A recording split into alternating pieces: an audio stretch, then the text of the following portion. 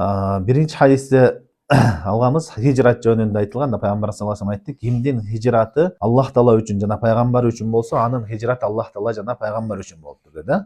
Кимдин hijrаты аял үчүн, үйлөнүү үчүн же болбосо бир дүйнөлүк максат үчүн болсо, ошо эмнеге максат кылса, ошол үчүн деди да. Биринчиден hijrat дегендин мааниси, hajr деген өзү тарк деген мааниси шариатта. Таштоо деген, бирдекени таштоону hajr дейт да. Hijrat деген шарий мааниси Мединадан, пайгамбар саллаллаху алейхи кезинде Мединадан мусулмандар алсыз болгондо, Аллах Таала Меккеден Мединага көчүүнү буйруган да, важип. Ошондо ошону hijrat деп айтат. Меккеден Мединага көчкөндө. Ошол кезде Меккеден Мединага көчкөндөр мухажир деп аталмат. Шариаттагы термин боюнча мухажирлер десе, пайгамбарыбыздын ордунда Меккеден Мединага көчүп келгендерди мухажирлер дейт.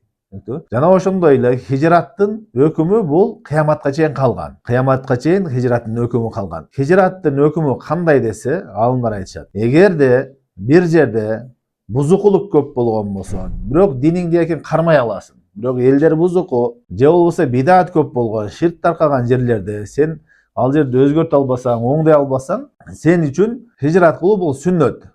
Мустахаб, жакшы, ал жерде диниңди сакташ үчүн жакшы жерге көчүп кетүү сүннөт да. Ал эми адам баласы мустадаф деп коет, алсыз болуп, динин ачык айкын кармана албаса, мындайча айтканда күнүмдүк важип болгон амалдарны карманса, ага тоскоол болуп, намаз окутпаса, орозо карматпаса, зекет бердирбесе, ошондой шариаттын негизги амалдары, ибадаттарыны, важип болгон ибадаттарыны кыла албай жаткан болсо, анда анын кудурети бар болгон болсо көчүү ал үчүн милдет, важип болот. Көчпөй ошондой жерде жүрө берсе, анда эмне? Ал күнөөкөр болот. Демек, кафир мамлекеттерде ошондой тоскоол болуп аткан болсо, ошолор үчүн важип. Ал эми динин ачык айкын кармай алган болсо, мисалы кафир мамлекетте туулуп ошол жакта жашап калгандар бар да. Алар эгерде динин ачык карманган болсо деле, эч ким тоскоол болбосо, анда алар үчүн важип эмес. Бирок эмне? Көчүп мусулман өлкөсүнө көчкөн жакшы, сүннөт. Демек, кээ бир кафир өлкөлөрдө бар, мисалы үчүн кээ бир мусулман өлкөлөргө караганда динин эркинирээк кармашы мүмкүн да. Ал эмне? Демократия деп өздөрүнүн ичинде тийишпейт да. Мамлекеттин ичинде жарандарга тийишпейт. Бирок ошого карабастан кафир мамлекет.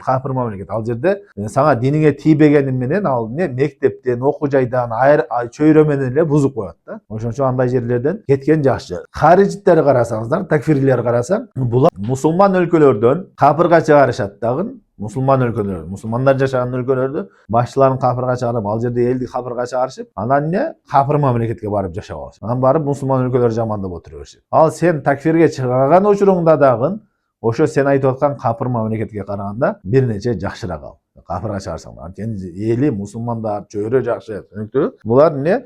Мутанакыд, мындай өздөрүнө өздөрү каршы келет да. Hijrat кылабыз дейт. Hijrat деген негизи кафир мамлекеттен мусулман мамлекетке болот да.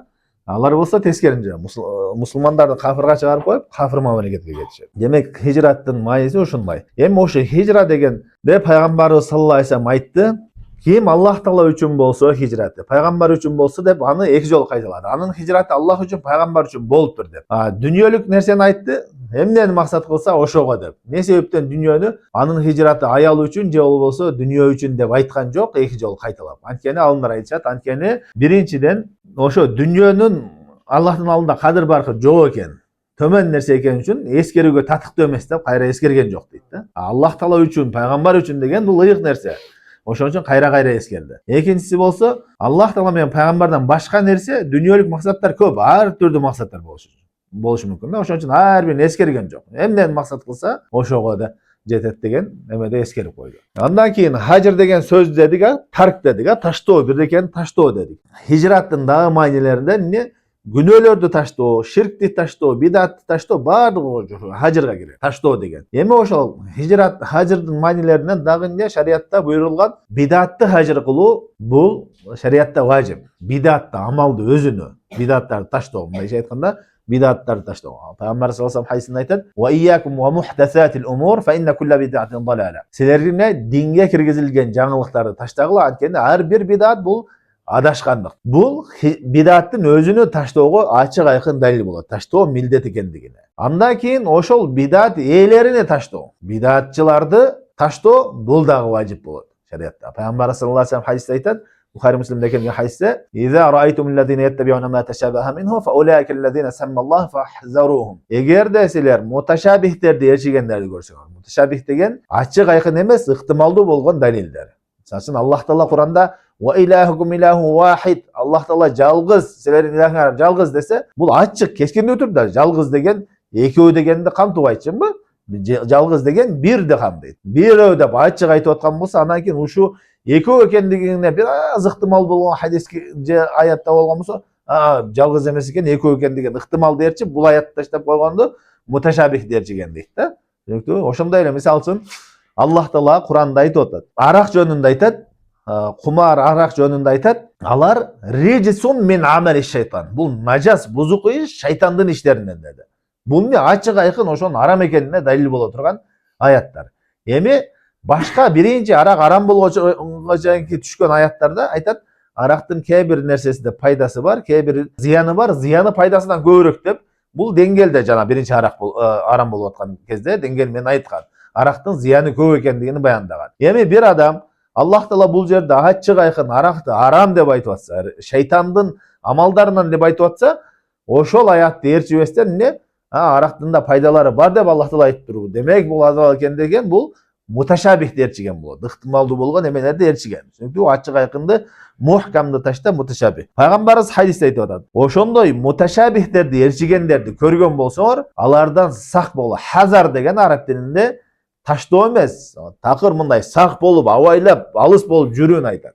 Фахзарухум, ошолордон сак болгула дейт. Аллах Таала мына ошолорду Куранда атаган deydi. Maide suresinde aytat: "Fe'emmellezine fi kulubihim zaygun feyettebi'un ma teşabaha min." Yüreklerinde oğru barlar deydi. Yüreklerinde oğru barlar, oşolor mutaşabihlerdi erçik deydi. Allah Taala Kur'anda oşo mutaşabihler erçigenlerde yüreğinde oğrular bar dep atadı. Sizler oşolordan sak bolgular dedi. Demek bidatçılardı hacır kılуу, taştoo. Hacır degen ne?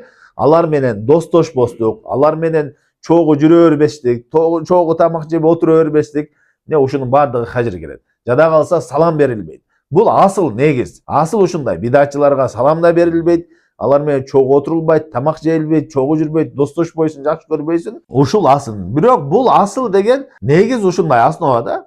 Бул эмеден качандыр бул эрежеден анча-мунча абалда чыксаң болот. Мисалы үчүн диний пайда үчүн чыксаң болот. Ушундай. Мисалы үчүн бир адам кошунаң болсун, тууганың болсун, бидатчы да. Ага сен такыр мамиле кылбай койсоң, салам бербей койсоң, таштап койсоң, пайдасы жок. Ага караганда салам берип, жакшы мамиле кылып, дават кылсаң, ошол пайдалуураак болуп атат. Демек, ошол учурларда салам берип, жакшы мамиле кылып, тартканга аракет кыласың. Негизи, эгерде таштасаң дагы, салам берсең да, бербесең да экөөнүн тең бирдей болсо, пайдасы жок болсо, анда ташташ керек болот. Эгерде салам берип, мамиле кылып атканда пайда, диний пайда болуп аткан болсо, мындайча айтканда, же сенин диниңе зыян тийгизбей турат, же болбосо анын динине пайда келтирип аткан болсоң, ошол учурларда мамиле кылса болот. Негизи эч кандай экөөнүн тең айырмасы жок болсо, анда мамиле кылбаш керек. Ал эми дүнүйө үчүн мамиле кылган бул болбойт. Дүнүйө үчүн кээ биркилер айтат, бидатчылар менен ташташ керек дейт, бирок эмне дүнүйө үчүн дос болуп бирге жүрө берет, бир дүнүйөлүк иштер үчүн. Дүнүйөлүк иштер үчүн достошуп, эме кылып жүргөн болбойт. Бул эмне мудахана деп коет, кошаматчылдык, патхалиндик деген нерсе. Түшүнүктүүбү? Demek biz mamilede din üçün mamile kılabız. Az bizden uçurda köpçülük, bizden ülkelerde köpçülük uçurda köpçülük bidatçılar menен mamile kılasın. Salam beresin, süйлөшөсүн diye. Antkeni teskerince ziyanı köpürөөк болуп калат мамиле кылбаган эмелерде. Бул эми адамдан айырмаланат. Кээ бир адамдарда такыр мамиле кылбаган эле жакшыраак. Не себептен хажырга буйрулган? Анткени биринчиден ошол хажыр кылуучу адам өзүнүн динини сакташ үчүн. Бидатчы менен аралашып отура берсең, биринчиден эң жаман зыяны бидатты жаман көрбөй каласың, бидатчыны жаман көрбөй каласың. Бул бир. Экинчиден өзүңдүн диниң алсырайт. Үчүнчүдөн сага шектүү күмөндүү нерселерди айтып жүрөгүңө шек салышы мүмкүн. Төртүнчүдөн не? Ошол бидатчыга катуу орой мамиле болсо, ошол катасын түшүнүп кайтышы үчүн да. Демек бул хажыр деген шариатта бир пайдалар үчүн болгон, буйрулган иштерден болуп эсептелинет. Эми хажыр кылууда ахли-сүнна вал жамаат bir adam bidatçı менен достошуп жүргөн болсо, аны досуна карап өкүм берген. Мунун досу биdatчы, Demek bul da bidatçı dep höküm bergen. Özü ahli sünnet bolsa dagıçı. Birok oşol nersede jakşı emetiş gerek. Kaçan al birge jürdü bolup eseptelinet degende bir jolu bir jerde jolup kaldı. Köpten beri klastaşın var, bir tanışın var, köpten beri kereleksin bidatçı. Anan jolup kaldın, koy oturup süйлöşüp çay içip davat kılıp koyunca oturup kaldın. Je bolbosa jönle bir mamile kılıp oturup abalını bilip koyunca oturup kaldın. Oşonu menen bidatçı bolup kala bolboyu degende, jok, аны menen bolboyt. Al ne? Alımlar aytat, "İza kana mahrajuhu ve madkhaluhu wahid." Bunday girip çıkkan jeri bir bolup kalsa deyt. Bunday aytkanda ar daim oşo menen jürüp kalat go. Oşondoy bolsa. Demek biz biröөнү tanışыбызды, Selefi Ahli Sünnet vel Cemaat'ta жүргөн biröөнү başka bir bidatçı menen bir jerde bir turganını, bir jerde oturganını görüp kalsaң эле darоо al bidatçı dep höküm bergen bolboyt. Al kандай abалда oturat, неде oturat? Кээ бирде ал билинет. Ким көп жүрүп калган болсо билинет. Себеби адам жанынан жашыра албайт да ал. Баягындай невидимый болуп жүрө албайт да жанындагы адам. Постоянно жанында жүрүп калган болсо ал көрүнөт. Ошон үчүн Ахли Сүннат vel Жамаат алымдар айткан бидатчылар бизден бардык бидатын жашыра алат, бирок эмне жанындагы жүргөндөрүн жашыра албайт деген да. Бул ушул хажырга байланыштуу негизги мурунку хадисте калган маселелерден.